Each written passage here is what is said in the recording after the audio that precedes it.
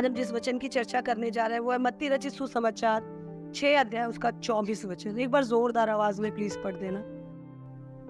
कोई मनुष्य दो स्वामी की सेवा नहीं कर सकता, क्योंकि एक से वह प्यार और दूसरे से प्रेम रखेगा, या एक से निरा रहेगा और दूसरे को तुच्छ जानेगा। तुम परमेश्वर और धन दोनों की सेवा नहीं कर सकते। आइए हम प्रार्थना करें। महान सामर्थी जीवित दयालु परमेश्वर पिता, प्रभु धन्यवाद देते हैं इस दिन इस समय के लिए। प्रभु सिखाने वाला आपका आत्मा है प्रभु। कोई मनुष्य प्रभु तेरे वचन की बातों को किसी मनुष्य को सिखा नहीं सकता प्रभु, क्योंकि इस संसार में प्रभु कोई इतना बुद्धिमान नहीं प्रभु जो तेरे वचनों के रहस्य को समझे प्रभु। और प्रभु बिना तेरी आत्मा के कोई प्रभु इस पे यकीन भी नहीं कर सकता, सीख भी नहीं सकता प्रभु। तो मांगते हैं प्रभु जब तेरी आत्मा हमसे बातचीत करे तो प्रभु हमारी मदद भी करे खुदावन, ताकि इस वचन की गहराई को हम समझ नहीं पाए प्रभु। और आज हमारे जीवन के जिस जिस क्षेत्र में प्रभु इस कलाम के जरिए, इस वचन के जरिए राजा आप काम करना चाहते हैं मेरे प्रभु, मांगते हैं प्रभु आप परमेश्वर उस काम को करे प्रभु। मैं और मेरा व्यक्तित्व प्रभु इस काम के बीच में ना आए प्रभु, और जो हम सुनते हैं हम इस बात को गहराई से समझे कि वो मेरे लिए है प्रभु।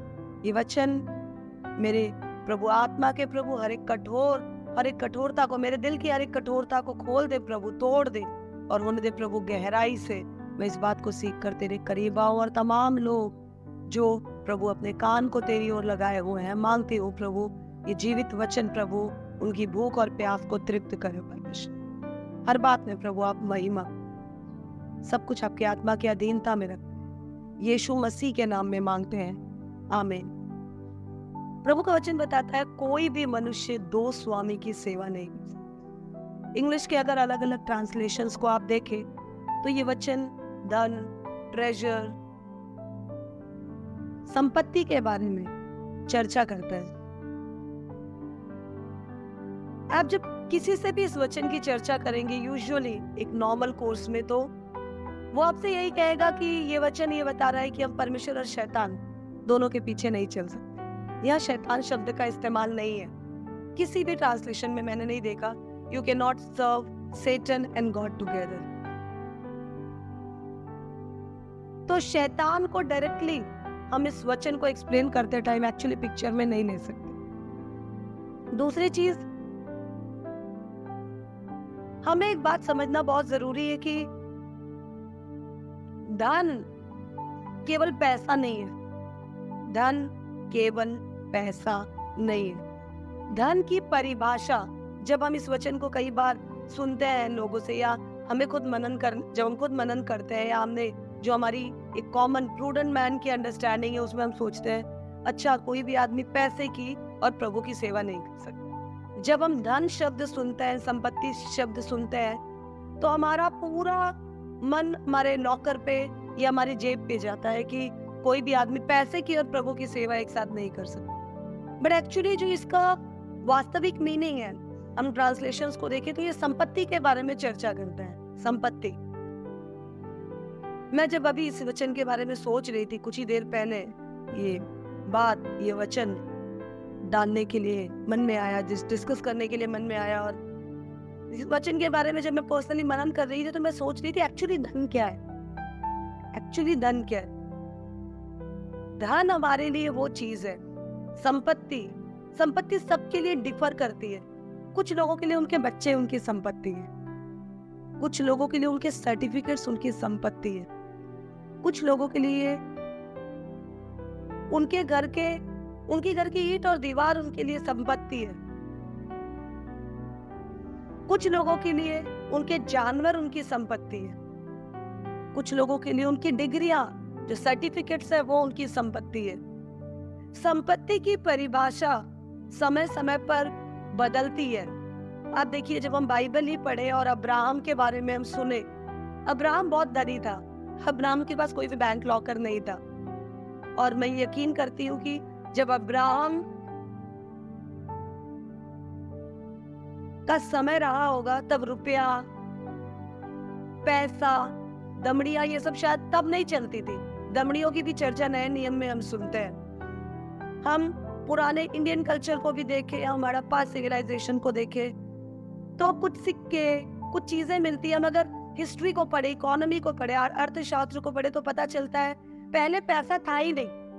लोग एक्सचेंज, बार्टर सिस्टम में काम करते थे।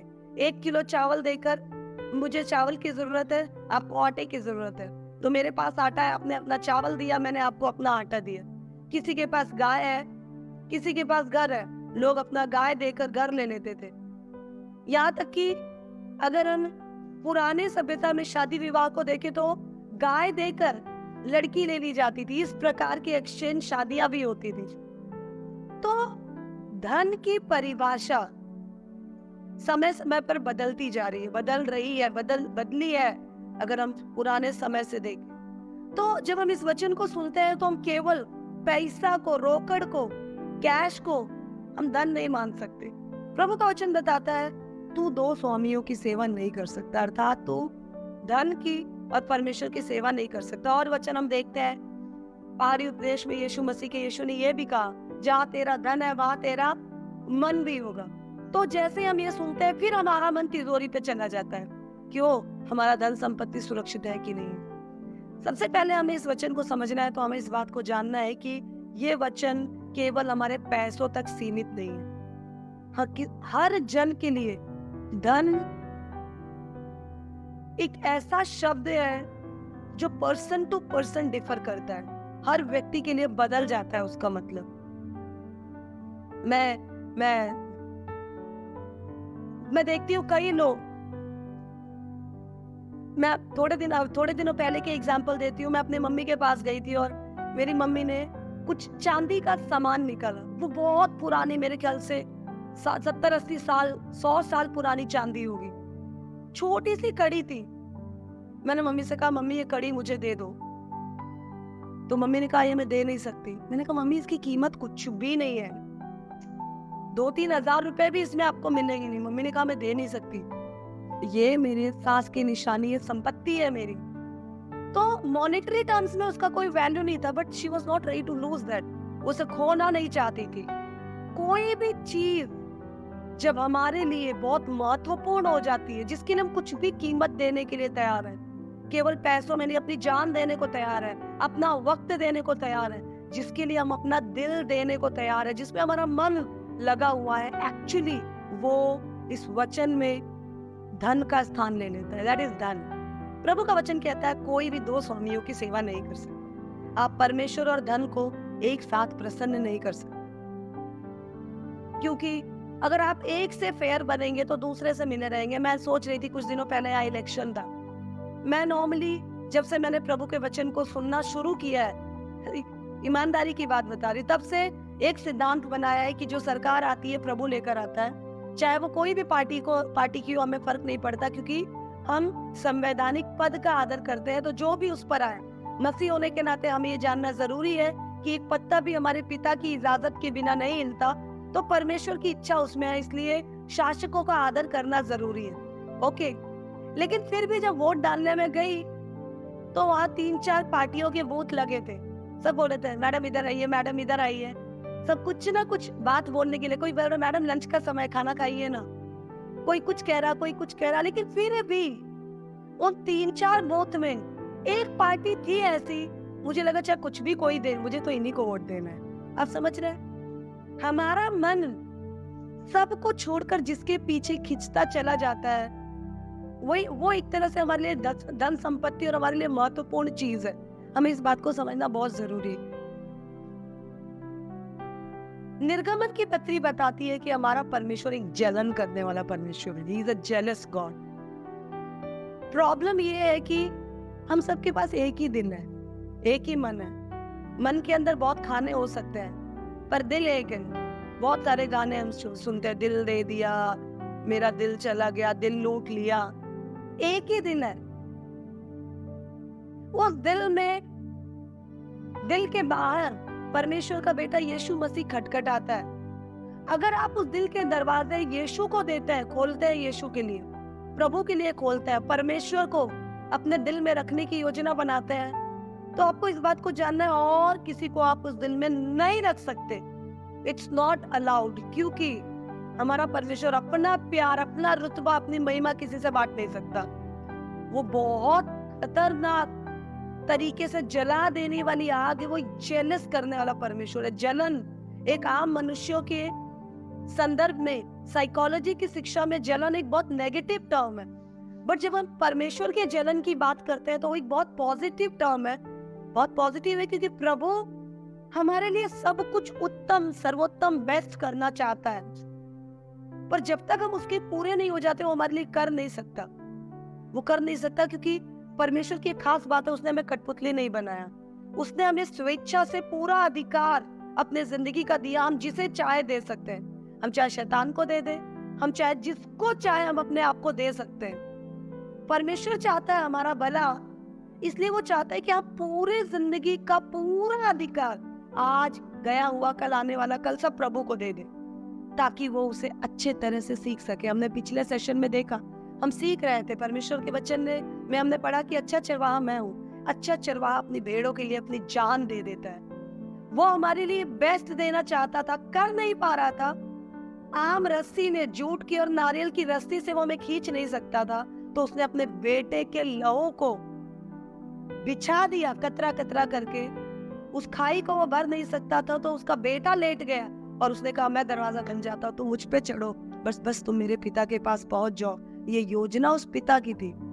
अपने बेटे की जान देकर भी मुझे और आपको अपना लेने वाला पिता, आप कोई समझौता नहीं कर सकता मेरे और आपसे अपने प्यार के लिए। इसलिए वो चाहता है हम पूरी तरह उसके हो जाए, लेकिन हम अपना दिल परमेश्वर को देने के साथ साथ बहुत सारी चीजों में उलझाए हुए हैं। ये बात प्रभु को पसंद नहीं है। प्रभु चाहता है हमारा बेस्ट हो, इसलिए वो चाहता है हम अपना मन प्रभु में लगाए रखें।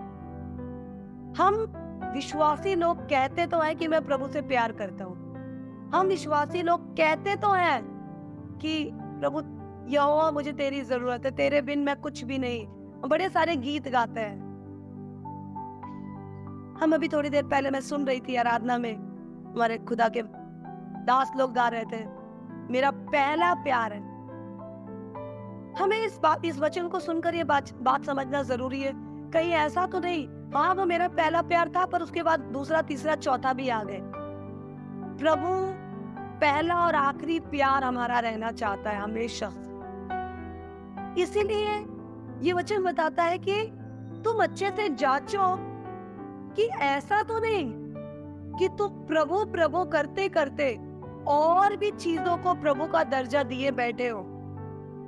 एक बहुत अच्छी बात अभी भाई ने बताई कि ये वचन सुनकर उसे जो याद आया वो ये है कि यीशु मसीह ने एक बार धनी मनुष्य से कहा, धनी मनुष्य ने यीशु से कहा मैं कैसे तेरे पीछे आऊं, कैसे उद्धार पा सकूं। यीशु ने कहा तू क्या ये आज्ञा मानता है, वो आज्ञा मानता है? उसने कहा मैं बचपन से मान रहा हूँ। यीशु ने कहा perfect, well done my son, अब जाकर सारी संपत्ति बेचकर गरीबों में देकर तू आ जा मेरे पीछे। वो उदास होकर चला गया। वो अपना धन नहीं बेच पा रहा था, इसलिए वो चला गया। पर हम में से कुछ लोग ऐसे हैं जो अभी भी धन के साथ साथ प्रभु के पीछे चल रहे हैं, और वो इस गलत फहमी में है कि वो प्रभु के पीछे है, बट एक्चुअली वो प्रभु के पीछे नहीं है। वास्तव में उन्होंने चोला प्रभु का पहन रखा है। मैं और आप, हम सब इसमें शामिल हैं। हमने चोला प्रभु का पहन रखा है, बट हमारे चोले के अंदर का जो दिल है, इस कपड़ों के अंदर जो दिल है, इस चमड़ी के अंदर जो मन है, उस मन में अभी भी प्रभु नहीं है।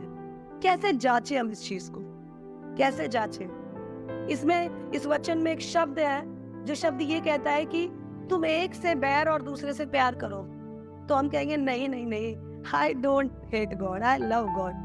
क्या बात करती है दीदी, मैं प्रभु से नफरत का सोच भी नहीं सकती, आई जस्ट लव हिम। कुछ लोग रोने लग जाएंगे ये बात सुन के, कैसे तुच्छी बात कर दी दीदी ने। नफरत का मतलब ये नहीं है कि हम प्रभु से भागेंगे। नफरत का मतलब है हम उसे इग्नोर करने लगेंगे, नजरअंदाज करने लगेंगे।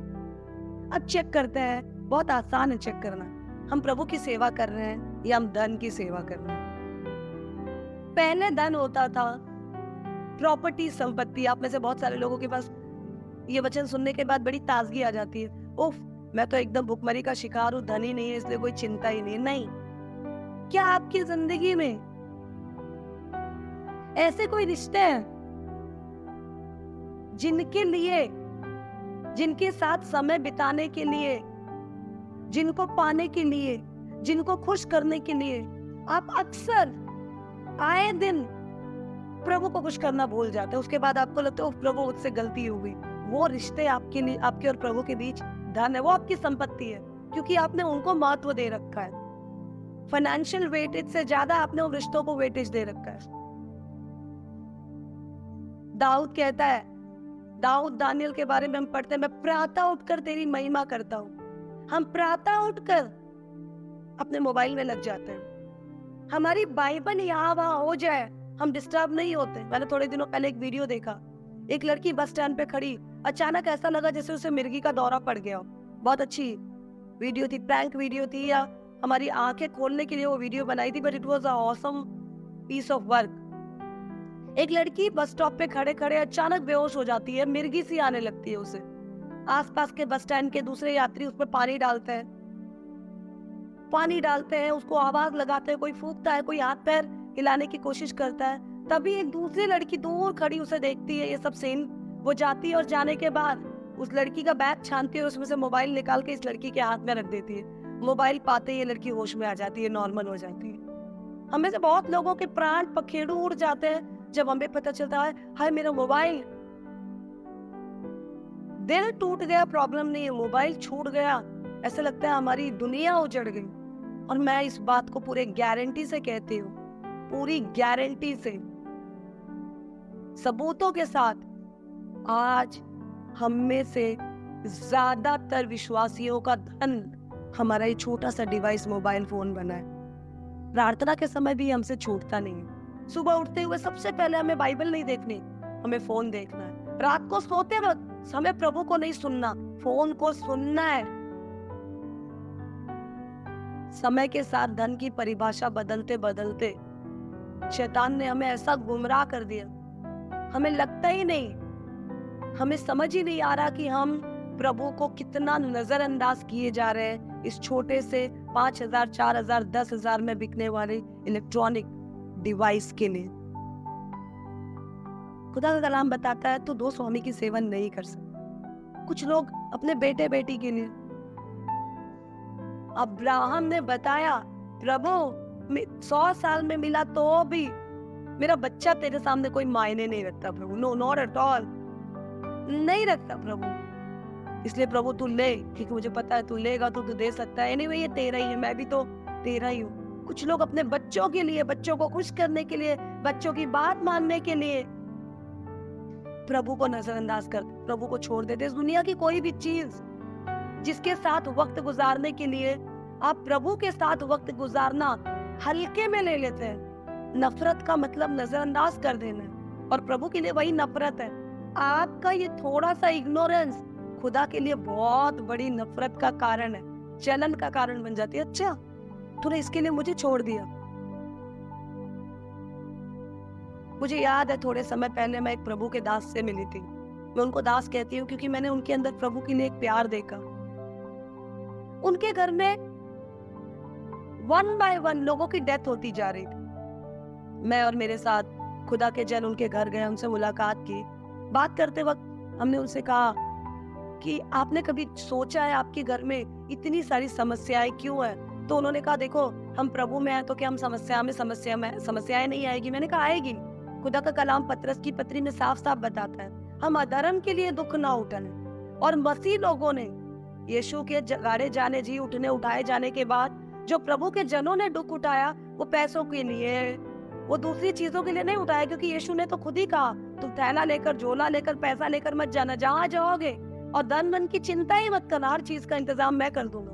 तो हम धन के लिए, बीमारी के लिए तकलीफें नहीं उठाएंगे। जो तकलीफ धार्मिकता में हमें मिलती है वो ये है हम अपने प्रभु के नाम के लिए सताए जाएंगे। मैंने कहा आपकी जिंदगी में इतनी प्रॉब्लम है, वो धार्मिकता के लिए कब सताए जाएंगे आप? दुनिया ने हमारे प्रभु से बैर रखा तो हमसे भी बैर रखेंगे, पर यहाँ तो आपका दुख का कारण ही अलग है। तब प्रभु के दास मेरे साथ थे, उन्होंने उनके लिए प्रार्थना की और कहा प्रभु कहता है आप इस शहर से जाओ।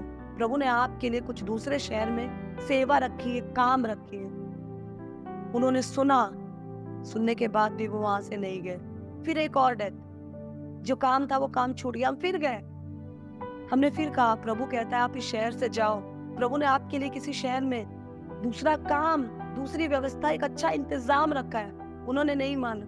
प्रभु से प्रार्थना करते रहे पर प्रभु की मान नहीं रहे थे, क्योंकि उनके लिए दान प्रभु नहीं, वो शहर था जहाँ उनका बचपना गुजरा, जहाँ उनके लोग रहते थे। अब्राहम को प्रभु ने कहा तू छोड़ और निकल।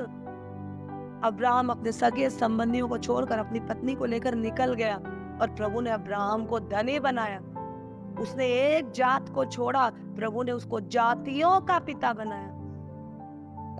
कोई जन दो स्वामी की सेवा नहीं कर सकता। हमारे बीच में एक बहन है, मैं एग्जाम्पल्स के साथ बता रही हूँ क्योंकि हम बहुत नैरो तरीके से, बहुत संकुचित तरीके से इस वचन को समझते हैं। हमारे बीच में एक बहन है, वो बहुत अच्छे से सेवा कर रही थी हमारे साथ कुछ समय पहले। उन्होंने बहुत समय सेवा में गुजारा, शायद वो भी इस वचन को सुन रही होंगी या सुनेंगी। बहुत अच्छा समय सेवा में गुजारा। उस साल मैंने पूछा बेटा तुम्हारा रिजल्ट कैसे रहा? दीदी मैंने ठीक ठाक पढ़ाई की ईमानदारी से, दीदी मेरा फर्स्ट रैंक आया। मैंने कहा वेरी गुड, फर्स्ट रैंक आया। तब उसने सोचा वाह, अब मुझे अपने इस रैंक को मेंटेन करना है। अगले साल सेवा छोड़ दी। अगले साल दिन में ट्यूशन, रात को ट्यूशन, शाम को ट्यूशन, ये पढ़ाई वो पढ़ाई। मैं नहीं कहती गलत है, पर कहीं ऐसा तो नहीं वो चीज प्रभु के और मेरे बीच आ गई। अगले साल मैंने पूछा बेटा तुम्हारा रिजल्ट कैसे रहा? दीदी बहुत बुरे मार्क्स रहे। मैंने कहा जब तुम प्रभु के पीछे चल रही थी तो प्रभु तुम्हारे आगे चल रहा था और प्रभु ने बिना इतनी मशक्कत के तुम्हें पहला स्थान बनाया, क्योंकि जिस गधे पे यीशु सवार है उसकी पूंछ होती है। लेकिन अब तुमने प्रभु को छोड़कर इसको चेस करना शुरू किया। प्रभु को छोड़कर जब हम चीजों के पीछे भागते हैं तो चीजें हमें भगा भगा कर मारती है। यू आर नोवेयर, तुम कहीं भी नहीं हो। प्रभु भी छूट गया और वो रुतबा, वो रैंक भी छूट गया। कुछ लोगों के लिए जॉब, मैं कुछ भी छोड़ सकती हूँ, मैं अपनी जॉब नहीं छोड़ सकती। मैं कुछ भी छोड़ सकती हूँ, मैं अपने लोग नहीं छोड़ सकता। मैं कुछ भी छोड़ सकता हूँ। कुछ लोगों के लिए मोबाइल गेम, चुपके चुपके। मैंने कई बार देखा है, लोग ऐसे दिख रहे होंगे मेरे सामने, यहाँ रहने वाले कुछ बच्चे, मैं देखूंगी तो सामने एक काला कवर, उस पे लिखा है पवित्र बाइबल, अंदर फोन चल रहा होता, टुक टुक टुक टुक टुक टुक टुक। कोई भी मनुष्य दो स्वामी की सेवा नहीं कर सकता। आप इस दुनिया में किस चीज के लिए सब कुछ छोड़कर भाग सकते हैं? अपनी जॉब के लिए। आप आराधना में बैठे, अचानक आपके ऑफिस से फोन आता है, प्रभु आपसे वचनों के जरिए बात कर रहे हैं। अचानक फोन आता, तुम अभी आ जाओ। आप बाय बाय बोलकर निकल जाते हैं। क्या प्रभु आपका स्वामी रहा? कलीसिया के प्रति अपनी जिम्मेदारियों को छोड़कर संसार के प्रति, सांसारिक दोस्तों के प्रति अपनी जिम्मेदारियों के लिए आप भाग जाते हैं। कुछ लोगों के लिए दोस्त, आज के जमाने में सबसे बड़ी प्रॉब्लम यही है, हम जिन्हें जानते नहीं है वो हमारी फ्रेंड लिस्ट में है। हमने जिनके व्यक्तित्व को कभी पहचाना नहीं, उन्हें हम फॉलो करते हैं। पहले बचपन में मैंने सुना था, मैं इंदिरा गांधी को फॉलो करती हूँ, मैं सुभाष चंद्र बोस को फॉलो करता हूँ, मैं स्वामी विवेकानंद का फॉलोअर हूँ। क्यों?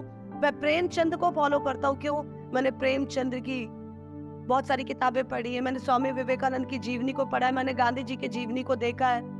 आज व्हाट्सएप पे, फेसबुक पे, इंस्टाग्राम पे हम फॉलो करते हैं। ओके सिस्टर, आप जिन्हें फॉलो करती उन्हें जानती नहीं, उनका नाम भी पता नहीं है, फेक आईडी बनाई है ये भी पता नहीं है, पर हम उन्हें फॉलो करते हैं। नकली दोस्ती के चक्कर में असली परमेश्वर को फॉलो करना हम छोड़ देते। हम दो स्वामी की सेवा नहीं करते।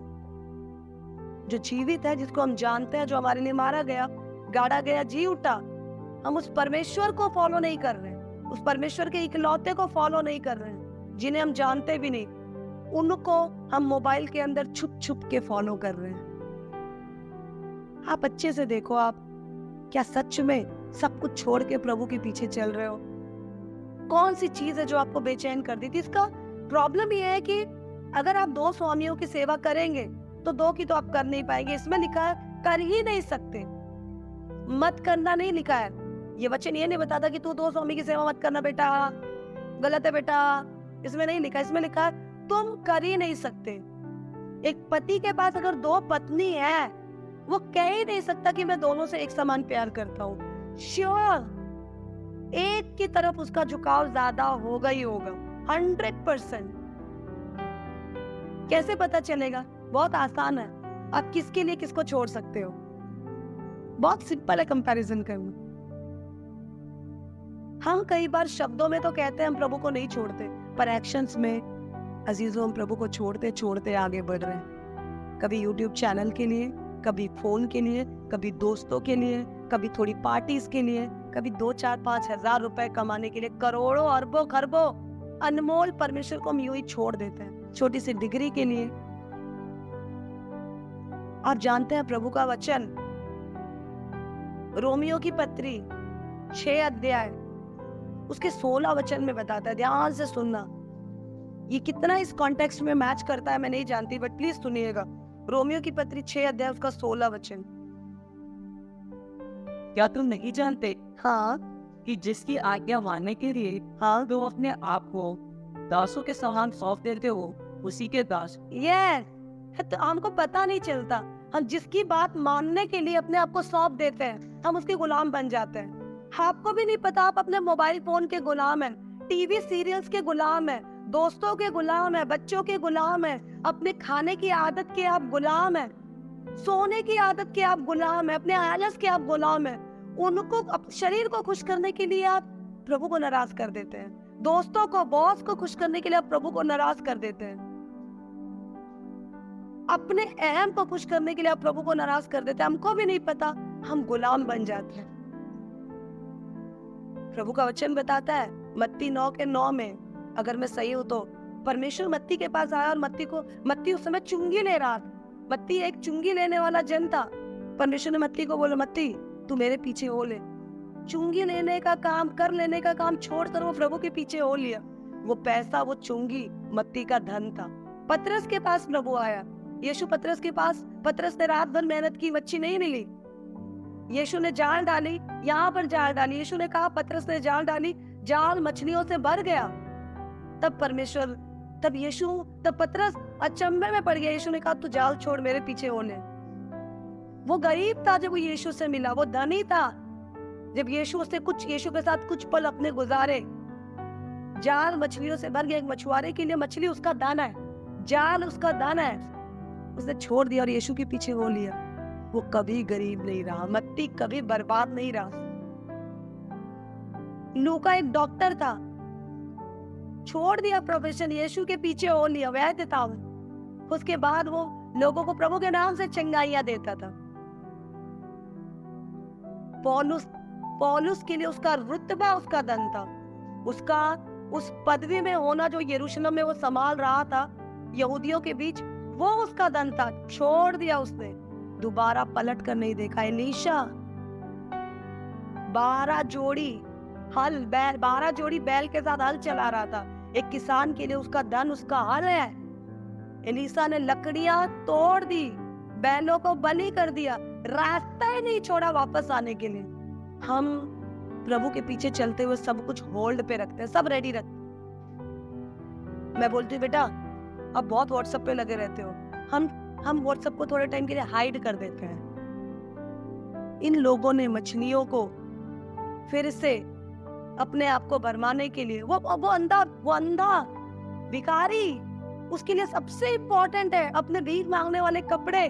प्रभु की जन की आवाज सुनी, वो वहां छोड़कर निकल गया। भिखारी का धन उसके भीख मांगने वाले कपड़े है, उसके मैले कुचैले बदबूदार कपड़े, क्योंकि वही उसके प्रोफेशन का रास्ता उसने छोड़ दिया। और आप छोटी छोटी चीजों के लिए प्रभु को छोड़ देते। आप अच्छे से जांचे, अच्छे से परखे, क्या सच में आपका स्वामी परमेश्वर है। हम अच्छे से जांचे, क्या सच में हमारा स्वामी परमेश्वर है। थोड़ी सी अहम के लिए, कुछ दिनों पहले यहाँ 2 भाई आए थे, वो दोनों भाई में बहुत समय से तकरार चल रही है। उनको मैं रोते हुए समझाने लगी, और समझाते हुए मैं कहने लगी कि क्या यीशु का लहू काफी नहीं है प्यार दिखाने के लिए? अब भी तुम में अहम है, तुम्हारा धन तुम्हारा अहम है, तुम्हारा धन तुम्हारा अहम है। अपनी ईगो को हम छोड़ नहीं सकते, हम प्रभु को नजरअंदाज कर देते। अपने गुस्से को हम छोड़ नहीं सकते, हम प्रभु को नजरअंदाज कर देते। हमारे रिश्ते, हमारी आदतें, हमारे मोबाइल फोन, हमारी दोस्ती, हमारे बच्चे, हमारा घर। कुछ बहनें बोलती, दीदी मैं चर्च आना चाहती हूँ, पर क्या करूँ, घर छोड़कर नहीं आ सकती। कोई आपका घर उठा ले जाएगा? क्या आपको पता नहीं? जो प्रभु के पीछे चलते हैं उनके घर बार की रखवाली परमेश्वर के दूत करते हैं। क्या आपको यकीन नहीं? जहां तुम्हारा धन वही तुम्हारा मन है। हम इस वचन को बहुत हल्के में, बहुत छोटे में ले लेते हैं। कोई भी इंसान दो स्वामी की सेवा नहीं कर सकता। इसका नुकसान क्या है? अगर आपका स्वामी परमेश्वर है, बहुत सिंपल बात बता रही हूँ, तो आपके अंदर डिस्टर्बेंस नहीं होगी, आपके अंदर बेचैनी नहीं होगी, आप हड़बड़ाहट में नहीं होंगे, आप कमी घटी में नहीं होंगे, क्योंकि आज की रोटी आज वो आपको देगा ही देगा, ये उसका वायदा है। और प्रभु अपने वायदों का पक्का है, धरती आकाश टल जाएंगे, उसका वचन टलेगा नहीं। अगर आपका स्वामी परमेश्वर है तो वो आनंद, वो मेल मिलाप, वो धार्मिकता आपके जीवन में बनी रहेगी। पर अगर आपका स्वामी परमेश्वर नहीं है, उसके अलावा दूसरी चीजें हैं, तो वो घबराहट, वो अधूरापन, वो अकेलापन, वो बेचैनी, वो एंजाइटी, वो कमी आपके जीवन में बनी रहेगी।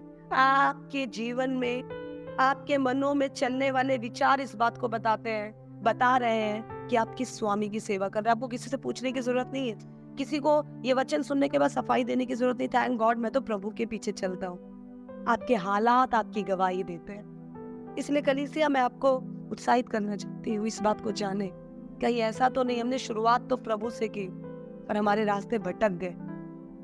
हम स्वामी प्रभु को कहते हैं पर चलते हम किसी और के पीछे हैं। शैतान का नाम लेकर अपने आप को टोपी ना पहनाए, अपने आप को मूर्ख ना बनाए।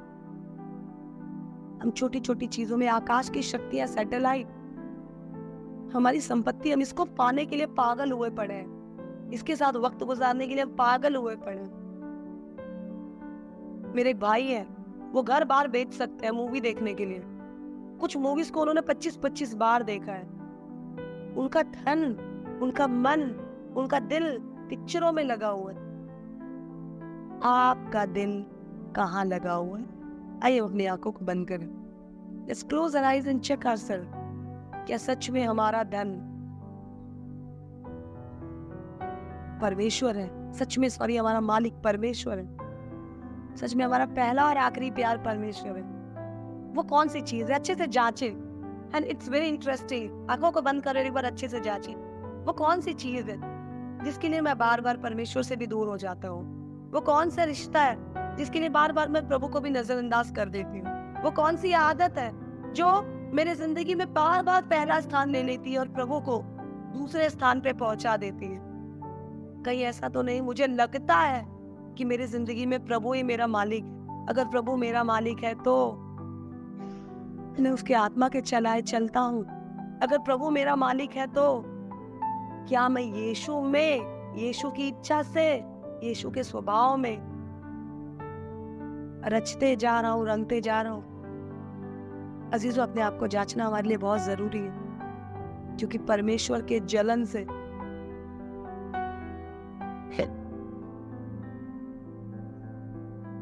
हम ज्यादा टाइम बच नहीं सकते। इसीलिए आइए हम प्रभु से कहें कि प्रभु, अगर मेरा मन बदल गया, अगर सच में प्रभु ये चीजें मेरे लिए प्राइमरी और तो सेकेंडरी हो गया, प्रभु तो मुझे एक बार मन देखिए, मैं जांच सकता।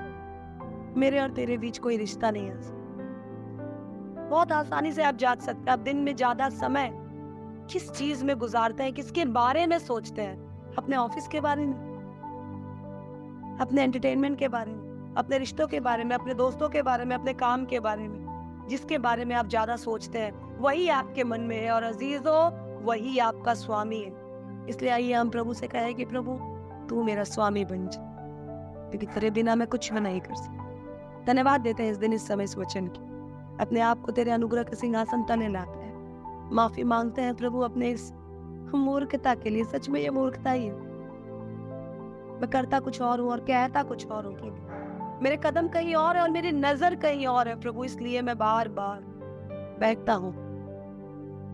मांगते हैं प्रभु कि तू मेरा मालिक बन जाए प्रभु, और मैं तेरा दास बनूं प्रभु, तेरी सेवा करूं प्रभु, और तेरी महिमा में शुरू होकर प्रभु, तेरी महिमा करते हुए स्टेफनस की नाई प्रभु, तेरे बेटे को दाहिनी ओर देख कर प्रभु मैं अपनी आंखें बंद करने। Thank you Lord for this beautiful versus, and thank you Lord for your presence. I really love you Lord, and I want to love you throughout my life. जिंदगी के अंत तक तो ये मेरा मालिक बना रहे। ऐसी आशीष तो मुझे धन्यवाद देते हैं और मांगते हैं प्रभु कि ये वचन यूं ही हमारे दिमाग से उड़ ना जाए, बल्कि प्रभु सच में हम इस पे मनन करें, तेरी महिमा हमारे जीवन में प्रकट। यीशु मसीह के नाम में मांगते हैं,